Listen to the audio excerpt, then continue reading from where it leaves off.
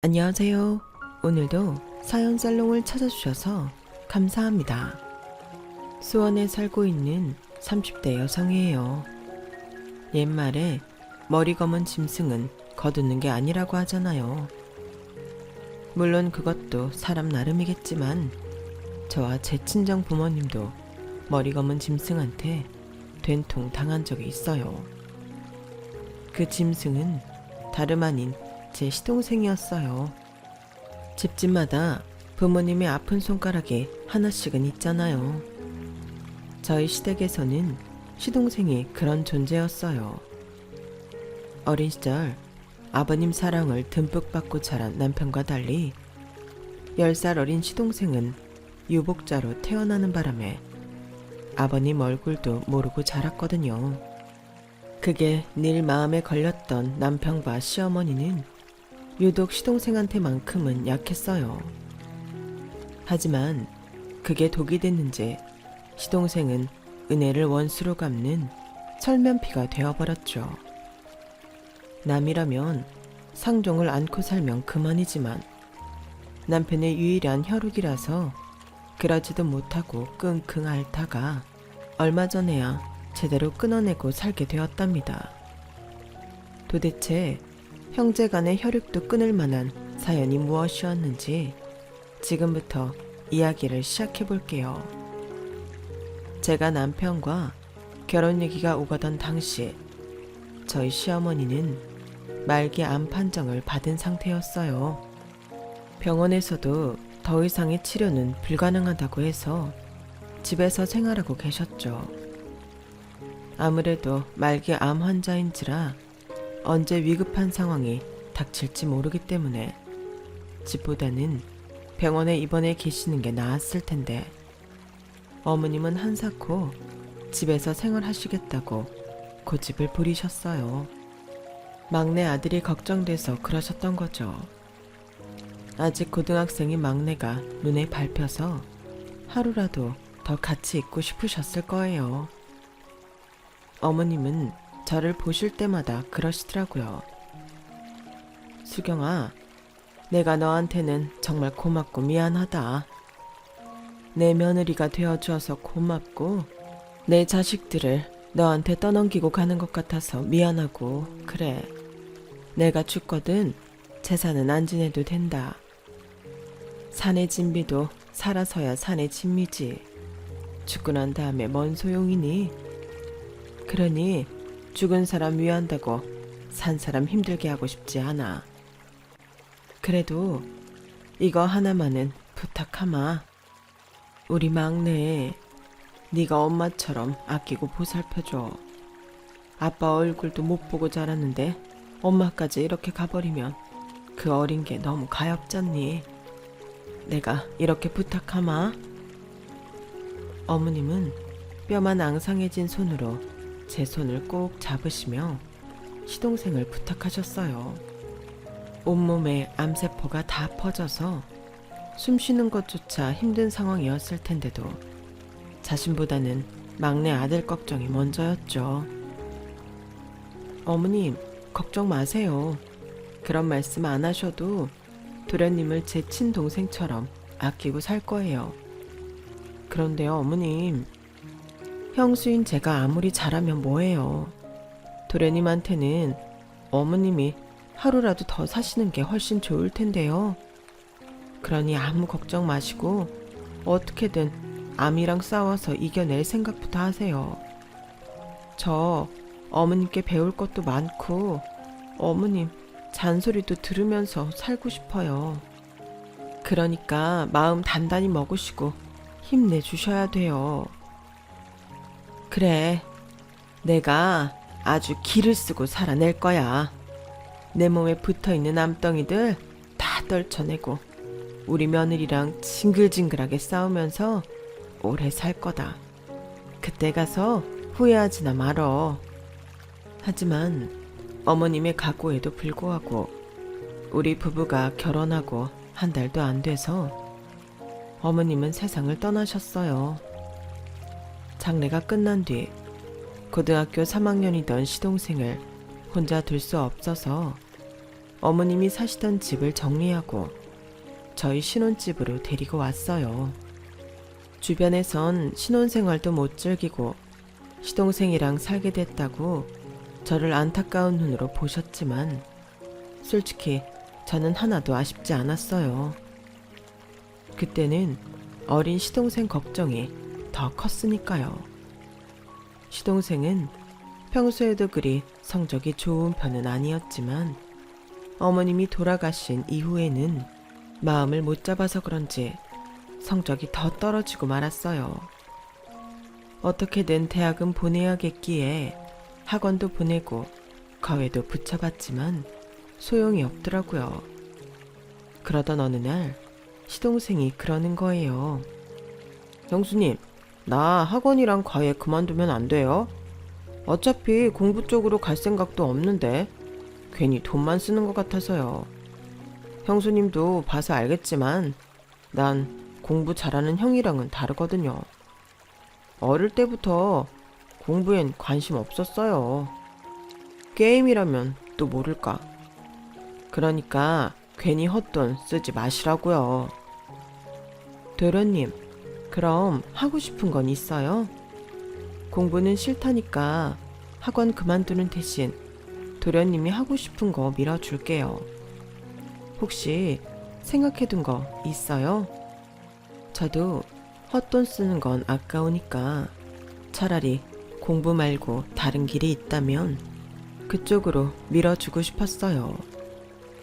그래서 물었던 건데 의외의 대답을 듣게 되었죠. 난 워렌 버핏처럼 되고 싶어요. 종잣돈 모아서 주식 투자로 돈 벌어서 30 전에 100억 버는 게 제 꿈이에요. 그럼 그 돈 분산 투자해 놓고 휴양지에서 인생 즐기며 사는 거죠. 진짜 멋질 것 같지 않아요? 시동생의 철없는 소망을 듣는 순간 깨달았어요. 이 녀석은 철들려면 아직 멀었다는 거였죠. 그날 밤 남편과 시동생 진로에 대해 얘기를 나눴어요. 저를 통해 시동생 생각을 전해 들은 남편은 혀를 차며 한숨을 쉬더라고요. 정신 빠진 새끼. 100억이 네 집 개 이름인 줄 아나? 취직할 생각은 않고 뭐? 주식 투자? 내 동생이지만 정말 답 안 나온다. 지가 공부하기 싫다는데 어쩌겠어. 학원 그만두게 하고 과외도 끊어줘. 남편과 상의 끝에 시동생이 원하는 대로 학원과 과외는 그만두게 하기로 결정했어요. 하지만 이게 맞는 건지에 대해서는 확신이 안 서더라고요. 어머님이 살아계셨다면 어떻게든 막내 아들을 설득해서 대학에 보내지 않으셨을까 하는 생각이 들었거든요. 부모 마음이 그렇잖아요. 남들은 다들 가망이 없다고 해도 자신만큼은 끝까지 자식을 포기하지 않는 거요.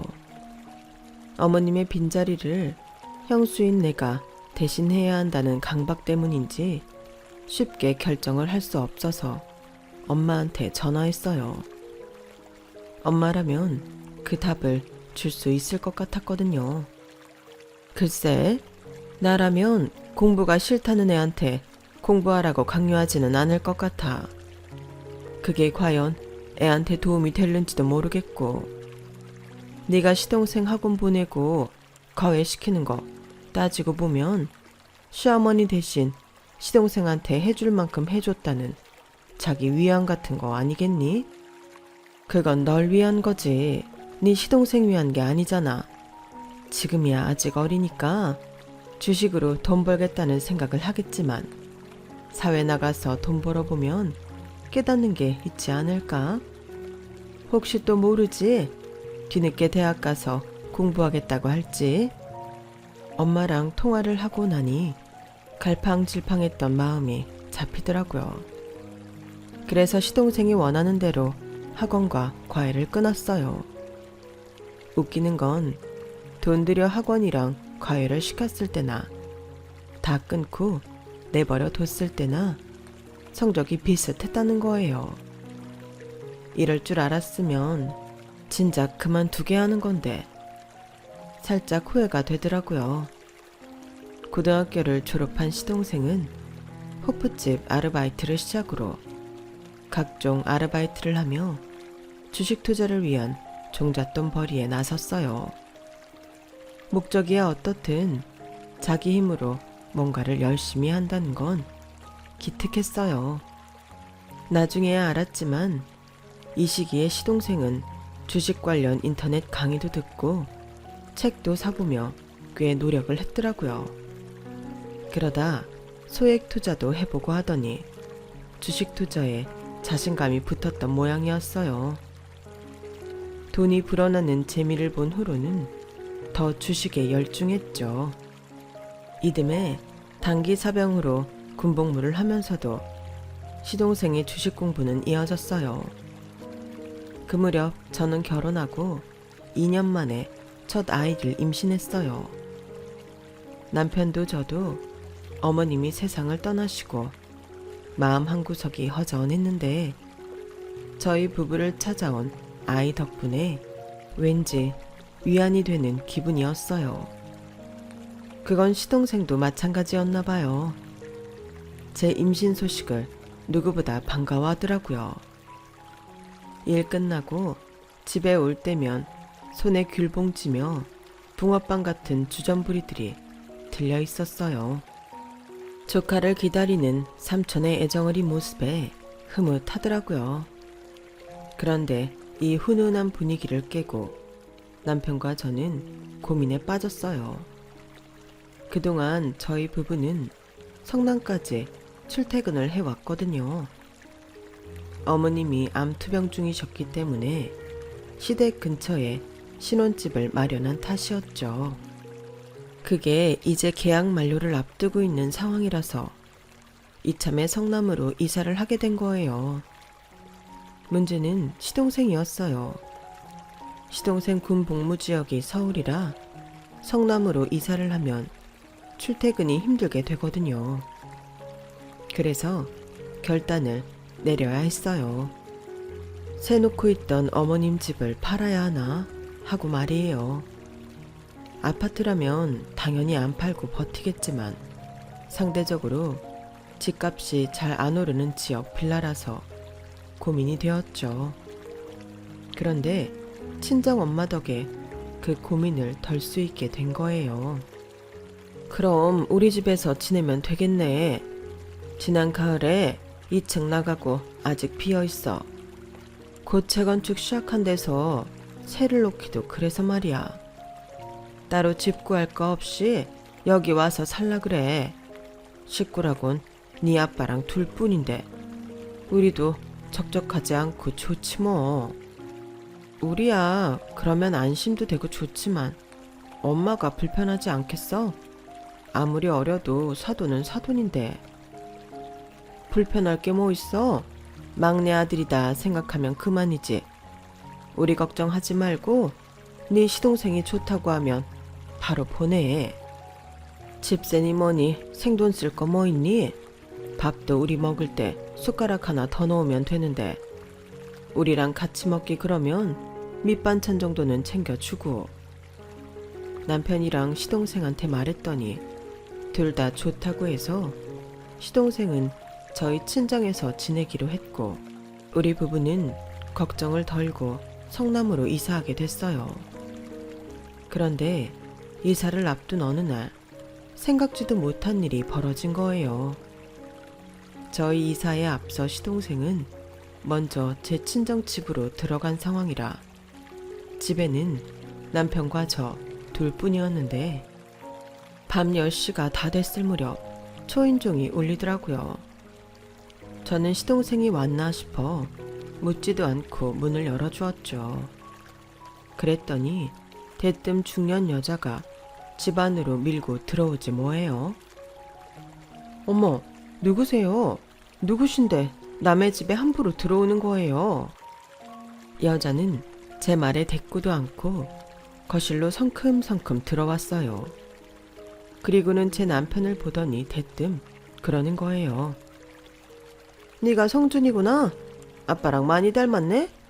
근데 우리 성주는 어딨니? 니들 부부랑 같이 산다고 들었는데 집에 없어? 중년 여자는 마치 자기 집에 온 것처럼 당당하게 집안을 구석구석 살폈어요. 그러자 남편이 그 여자 앞을 막아서며 말했죠. 밤늦게 남의 집에 찾아와서 뭐 하는 겁니까? 그리고 당신이 나랑 우리 성주는 어떻게 알아요? 그러자 여자가 코웃음을 치며 그러는 거예요. 네 엄마가 내 얘기 안 했니? 나 성주 엄마야. 성주를 낳은 친엄마. 너한테는 둘째 엄마라고 해야 되나? 그 말에 남편 얼굴이 사색이 되었어요. 둘째 엄마라니. 겉보다 이 여자 말대로라면 남편과 시동생이 배다른 형제라는 건데 지금껏 저는 그 일에 대해 들은 바가 없었거든요. 그래서 그저 두 사람을 번갈아 바라볼 뿐이었어요. 남편은 제 눈치를 슬쩍 보더니 여자를 끌고 집 밖으로 나갔어요. 그리고는 한참 만에 돌아왔죠. 느닷없는 시동생 친모의 방문에 저희 부부 사이에는 묘한 기류가 흘렀어요. 남편과 시동생 관계를 미리 말해주지 않은 남편한테 배신감이 느껴졌거든요. 돌아온 뒤에도 뾰루퉁한 표정으로 있었어요. 그러자 남편이 먼저 말을 꺼내더군요. 당신한테 진작 얘기 못해서 미안해. 하지만 일부러 속이려고 했던 건 아니야. 엄마도 그러셨겠지만 난 지금까지 성주를 배다른 형제라고 생각한 적 단 한 번도 없어. 성주는 그냥 내 친동생이야. 그래서 당신한테도 따로 얘기를 안 했던 거야. 그런데 그 여자가 이제서야 나타날 줄 누가 알았겠어? 양심도 없는 인간 같으니라고. 남편 말을 들어보니 시동생은 태어난 지 100일도 안 돼서 시어머니 손에 맡겨졌다고 하더라고요. 아버님의 외도로 태어난 시동생은 젖도 떼기 전에 친모한테 버려졌거든요. 남편이 밖에서 낳아온 아이가 예쁠 리 없었겠지만 시어머니께선 두말 않고 아이를 받아들이셨어요. 바람을 핀 남편과 상대 여자는 밉지만 친모한테까지 버려진 애가 무슨 죄가 있겠냐고 하시면서요. 그날 이후 어머님은 시동생을 친아들처럼 키우셨고 남편 역시 자기 친동생으로 여기며 살아온 거예요. 그런데 갑자기 친모가 나타나면서 모든 게 까발려지고 만 거예요. 저야 한 달이 건너 사람이니 상관없지만 이번 일로 남편과 시동생 사이에는 묘한 골이 생겨버렸어요.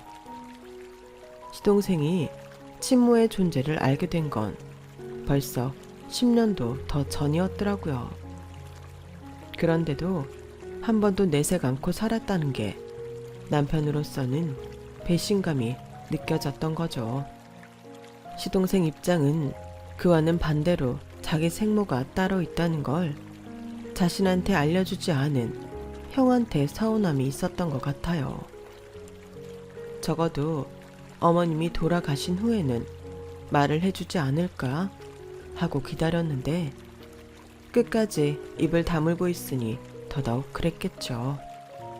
하지만 두 사람 모두 시동생의 친모와 선을 긋고 살겠다는 거엔 같은 생각이었어요. 자기 인생 살겠다고 핏덩이를 버릴 땐 언제고 이제 와서 엄마 대접을 받겠다니 염치가 없어도 이보다 없을 순 없으니까요. 형, 솔직히 난 달라질 거 없다고 생각해. 전에는 나한테 친모가 있다는 걸 알려주지 않는 게 서운했는데 솔직히 지금은 친모에 대해 별 감정이 없어. 나한테 엄마는 나를 키워주신 우리 엄마뿐이니까. 그러니까 형도 그냥 예전처럼 나를 대해줬으면 해. 나도 그럴 테니까. 우리가 이사를 떠나던 날 아침 일찍 집으로 찾아온 시동생은 남편한테 먼저 손을 내밀어 주었어요. 그렇게 형제간에 껄끄러웠던 상황은 일단락되었어요. 저희 친정에 들어가 살게 된 시동생은 타고난 넉살덕인지 얼마 안 돼서 저희 부모님 사랑을 독차지하게 되었어요. 저와 오빠를 시집 장가 보내고 두 분이 적적하게 지내시다가 손잡벌되는 사돈이 들어와 살갑게 굴자 그게 그렇게 귀여우셨나 봐요. 아빠는 일요일마다 제 시동생을 데리고 대중탕에 가시더라고요. 서로 등도 밀어주고 하다 보니 금세 친해지셨죠. 엄마는 엄마대로 자신이 만든 음식을 맛있게 먹어주는 시동생이 그렇게 예쁜가 봐요. 예, 네 시동생이 얼마나 살갑게 구는지 몰라. 네 아빠는 아들 삼고 싶다고 난리다.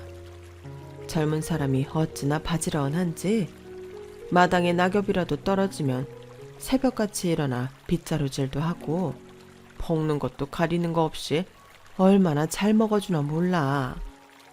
덕분에 내가 요즘 밥상 차리는 보람이 든다.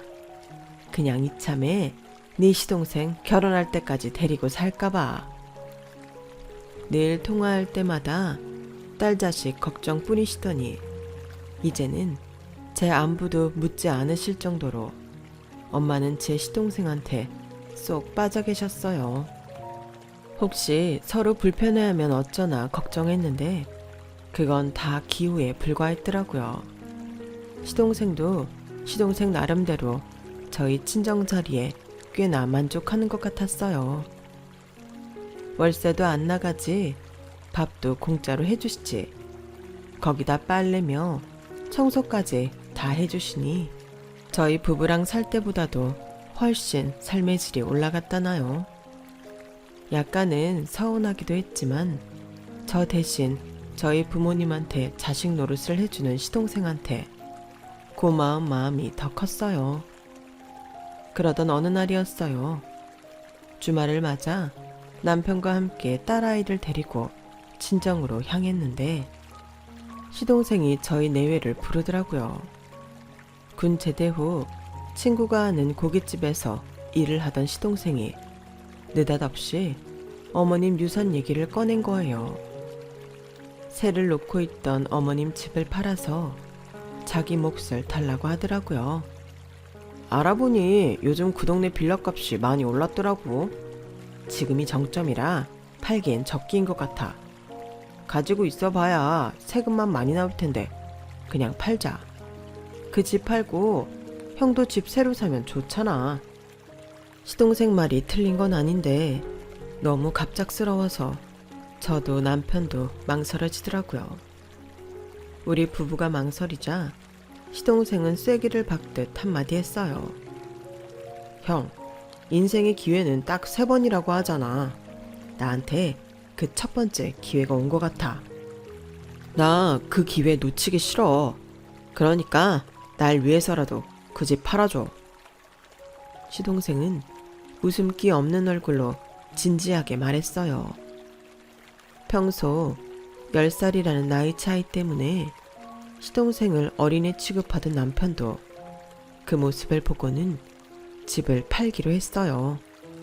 실패를 하더라도 한 살이라도 어릴 때 실패를 해야 다시 일어서기 쉽다는 생각 때문이었죠.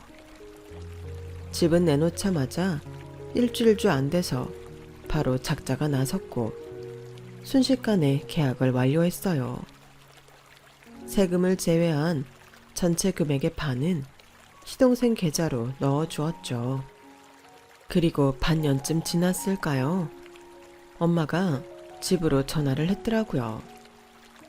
뭐? 시동생이 집을 나갔다고? 인사도 않고?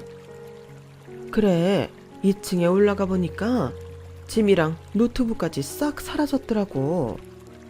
이럴 애가 아닌데 무슨 일 있나 싶어 너한테 연락하려다가 혹시 몰라서 기다렸는데 이틀이 지나도록 연락도 없고 전화를 해도 안 받잖니. 혹시 니들한테는 별말 없었니?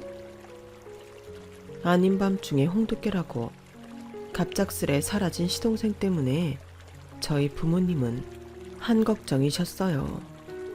엄마 전화를 끊고 제가 시동생한테 전화를 했더니 엄마 말대로 신호만 갈 뿐 받지를 않더라고요. 문자도 남기고 남편도 전화를 해봤지만 일주일이 되도록 시동생과는 연락이 닿지 않았어요. 결국 남편과 저는 시동생이 일하던 친구네 고깃집으로 찾아갔어요. 그랬더니 시동생 친구가 저희 부부를 보자마자 인상부터 쓰더라고요. 성주 그 자식이라면 말도 꺼내지 마세요. 유산 받은 돈으로 샀던 주식이 대박났다고 자랑하더니 월급 받자마자 바로 연락 끊고 잠수 타더라고요. 이번에 인성 제대로 봤다니까요. 아니, 내가 지한테 돈을 달래기로 했어, 뭘 했어? 돈 맛보더니 사람이 그렇게 변하냐? 하긴 피부 지인 형한테도 쌩까고 사라진 놈인데 내가 뭘 바래? 주식이요. 그러니까 주식 대박나서 연락을 끊은 거라고요. 그럴 리가 없어요.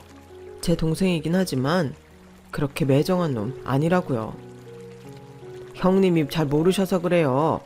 성주 밑에서 똘마니 노릇하던 녀석이 그러는데 성주가 강변에 40억짜리 아파트를 샀대요. 그거 모르셨죠? 거 봐요. 그 자식이 그런 놈이라고요. 암튼 성주 그 자식 만나거든 전해주세요. 내 도움 필요할 땐 입속에 혀처럼 굴더니 돈 좀 만지게 되니까 바로 손절 들어가는 그런 놈이랑은 저도 다시 볼 생각 없다고요. 앞으로 내 앞에 얼씬댔다간 가만 안 둔다고요. 우리 부부는 쫓겨나다시피 등 떠밀려 가게를 나왔어요. 남편은 저희를 내몬 시동생 친구한테 혹시라도 동생 소식을 알게 되면 연락을 해달라며 명함을 찔러주었어요. 여보, 이게 다 무슨 소리야? 주식으로 대박 났다는 건 뭐고 40억짜리 집을 샀다는 건 또 뭐야? 정말 도련님이 돈 생기니까 우리까지 모른 척하는 걸까? 아니겠지. 난 도저히 믿을 수가 없어. 남편은 저보다 더 충격을 받았는지 아무 말도 않은 채 차에 시동을 걸 생각도 않고 우두커니 앉아 있었어요. 그 모습을 보니 제가 다 눈물이 날 것 같더라고요. 배달은 형제인 걸 알면서도 이날 이때까지 자기 친동생이라고 믿고 산 사람한테 어쩜 이럴 수 있는 건지 생각할수록 시동생이 괘씸하기만 했어요. 게다가 지난 3년 동안 자기를 아들처럼 아껴주었던 저희 부모님한테도 인사도 없이 몸만 쏙 빠져나갔다는 사실에 속이 부글부글 끓어올랐어요.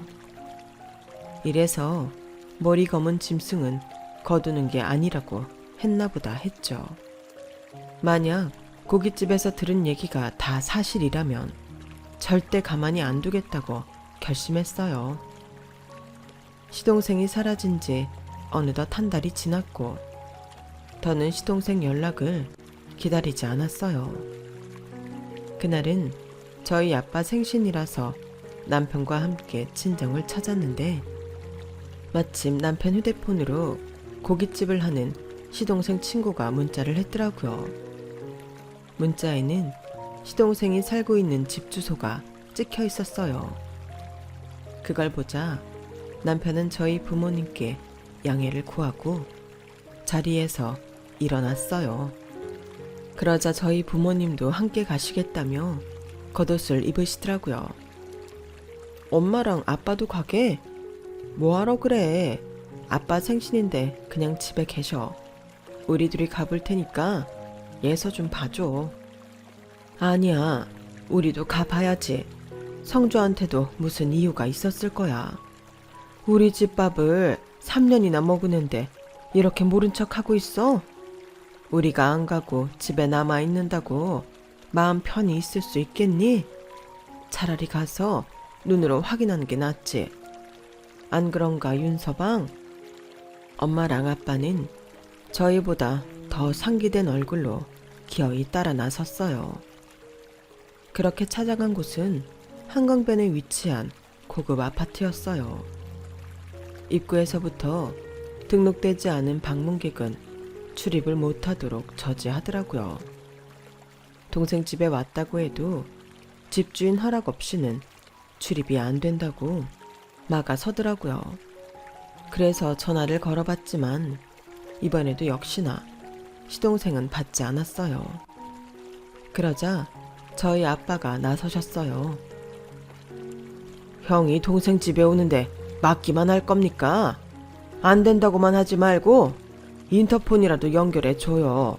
연결해 보고 그래도 아니라고 하면 돌아가면 될 거 아닙니까? 그러자 직원은 시동생 집으로 연결을 했어요. 잠시 후 시동생 목소리가 들리더라고요. 형님 내외분과 사돈 내외께서 찾아오셨는데 어떻게 할까요?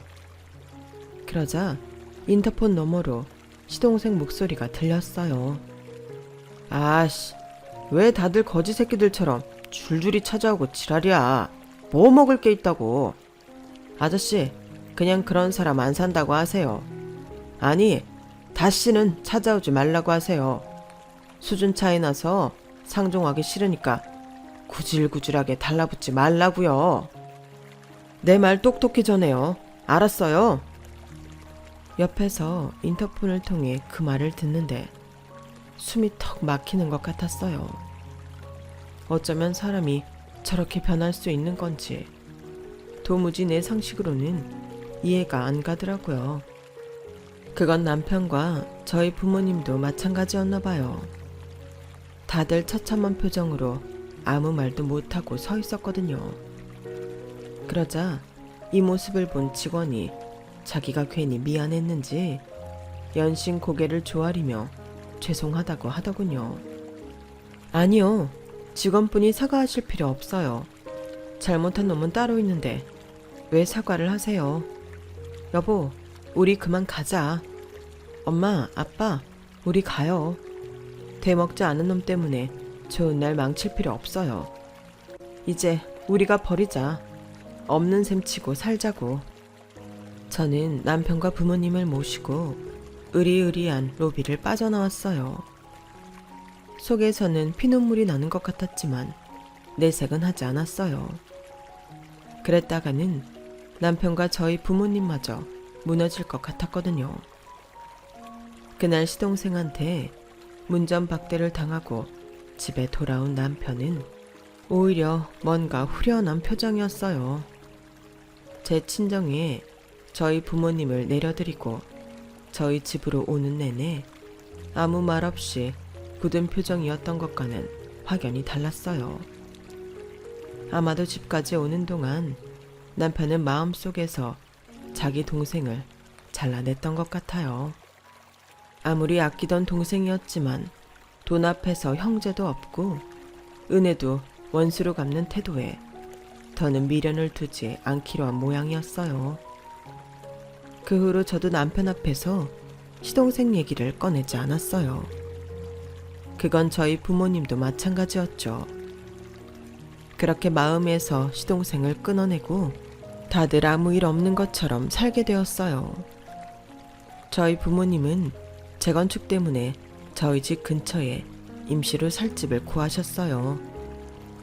그 덕에 저는 부모님께 아이를 맡길 수 있게 돼서 재취업을 할 수 있었죠. 매일 아침 저희 부모님은 저희 집으로 오셨다가 저희 부부가 퇴근하면 다 같이 저녁을 먹고 집으로 돌아가시곤 했어요. 해가 바뀐 어느 날이었어요. 그날도 평소처럼 남편과 저는 출근 준비를 하고 있었고 때맞춰 부모님이 도착하셨어요. 딸아이는 잠에서 덜 깬 모습으로 외할아버지 품에 안겨서 꿍얼대고 있었죠. 그런데 그때 초인종이 울리더라고요. 이른 시각이라 찾아올 사람도 없는데 이상하다 생각했죠. 그런데 월패드를 확인하던 엄마가 깜짝 놀라는 거예요. 어머, 이게 누구야? 제 꼴이 왜 저래? 엄마의 상기된 목소리에 저를 포함해 모든 가족들이 월패드 앞으로 모여들었어요. 화면 속에는 우리 모두를 거짓 취급을 하며 문전박대했던 시동생이 있었어요. 웃긴 건 자신이야말로 거짓골을 하고 있었다는 거였죠.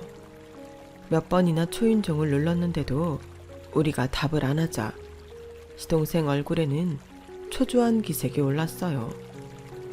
누나를 굴리며 안절부절 못하더라고요. 생각 같아선 전에 시동생이 했던 것처럼 똑같이 인터폰에 대고 쌍욕을 해주곤 돌려보낼까 했지만 그런 생각이 끝나기도 전에 저희 엄마가 버튼을 눌러 문을 열어주셨어요. 엄마, 뭐하러 문을 열어줘? 잊었어? 우리한테 어떻게 했는지. 그런다고 나이 먹은 우리가 똑같이 그래야겠니?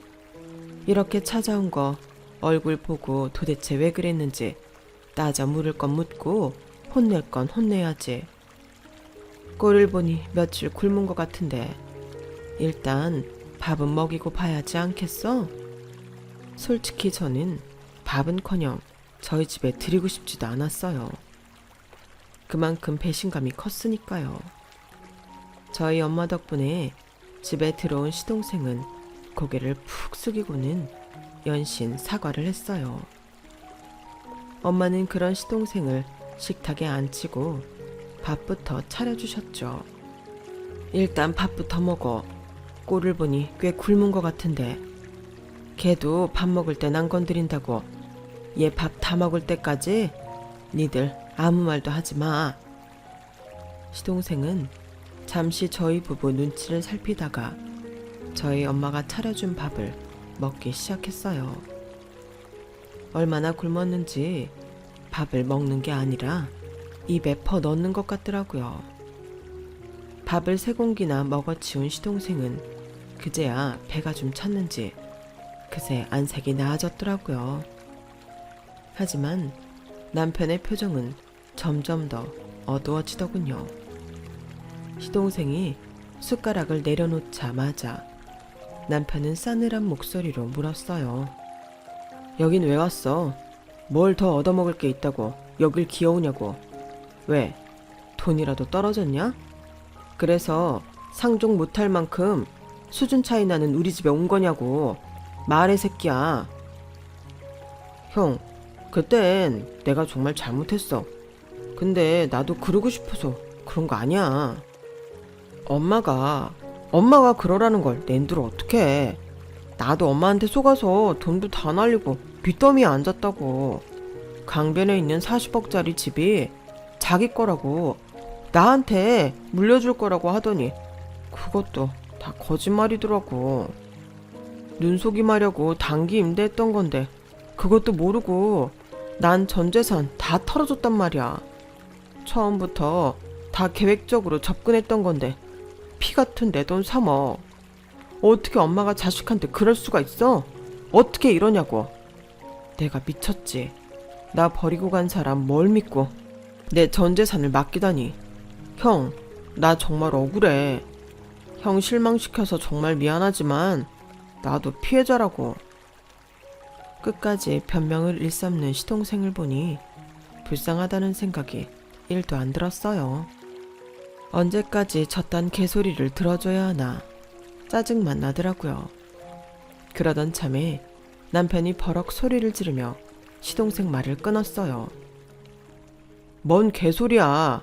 어디서 핑계를 대는 건데. 우리가 지금 되도 않는 네 핑계 듣자고 바쁜 시간 내서 이러고 있는 줄 알아? 네가 누구 말을 듣고 전 재산을 맡겼든 말든 우리하고는 아무 상관없어. 애초에 우린 네 돈에는 관심조차 없었으니까. 나도 그렇고 네 형수랑 장인 장모께서 화가 나신 건 네 돈 때문이 아니라 돈 몇 푼에 확 달라진 네 태도 때문이야. 은혜를 원수로 갚은 네 놈한테 화가 난 거라고. 이제 돈 떨어지니까 찾아온 모양인데 네 놈 혓바닥 놀림에 다시 받아줄 거라고 생각한다면 오산이야. 우린 너 다시 받아줄 생각 전혀 없어. 장모님이 차려주신 아침밥이 우리가 너한테 베푸는 마지막 선행이라는 것만 알아둬. 알아들었으면 내 집에서 나가.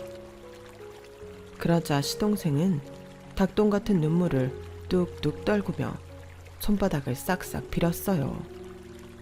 형, 나 정말 땡전 한 푼 없어. 여기서 나가면 당장 잘 곳도 없다고.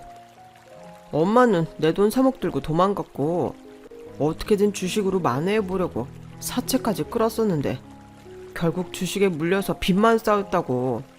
나 이제 더는 방법이 없어. 그러니까 제발 형이 나 좀 도와줘. 내가 진짜 잘할 테니까 한 번만 나 좀 믿어달라고. 형수님, 저 좀 도와줘요. 내가 그동안 형수님 대신해서 사돈 어른도 잘 돌봐드렸잖아요. 양심이 있다면 이럴 때 나한테 은혜 좀 갚아야 되는 거 아니에요? 시동생 입을 통해 은혜라는 말을 듣자 순간 뚜껑이 확 열렸어요. 은혜? 지금 그걸 말이라고 해요? 도대체 누가 누구한테 은혜를 베풀었다는 건지 모르겠네. 도련님은 산수 못해요? 지난 3년 동안 도련님이 누구 집에서 공짜로 살았어요?